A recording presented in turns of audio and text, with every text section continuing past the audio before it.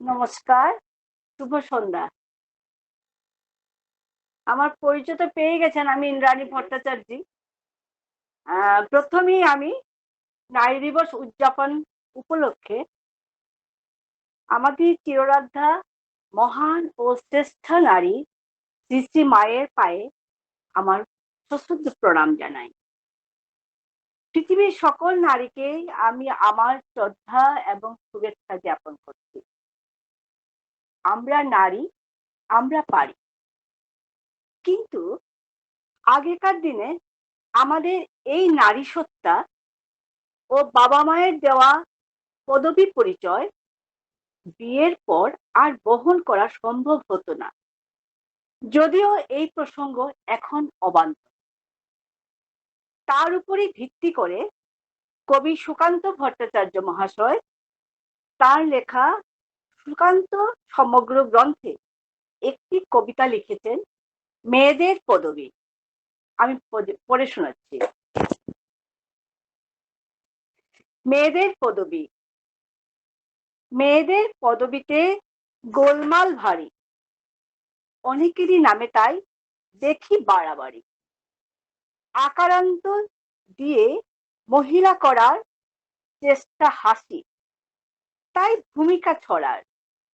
গুপ্ত গুপ্তা হয় মেয়েদের নামে, দেখেছি অনেক চিঠি পোস্টকার্ড খামে।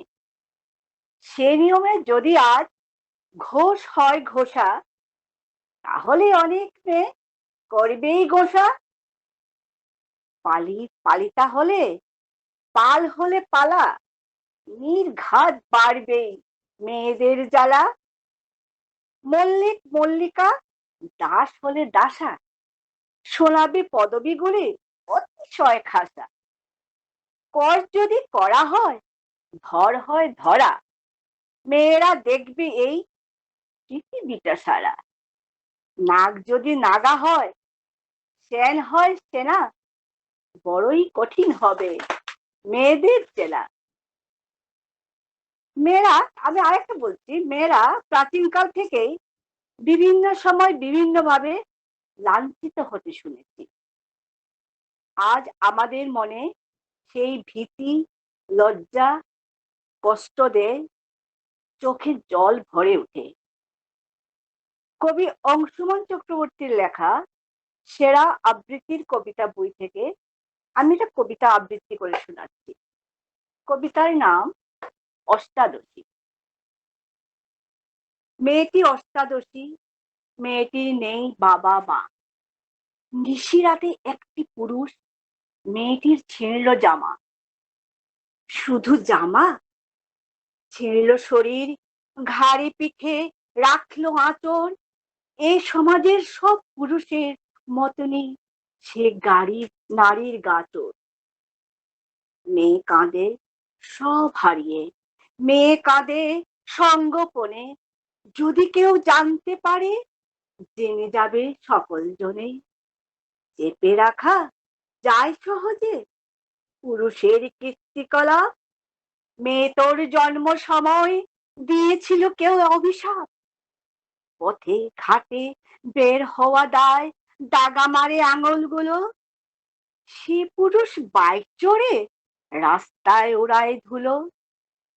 মেয়েটির নেই বাবা মা, মেয়েটির সব হারানো। মেয়েটির এরপরে কি ঘটলো কেউ কি জানো? ঢেউ হয়ে আছাড় খেলো বাবা মার তটরেখায়।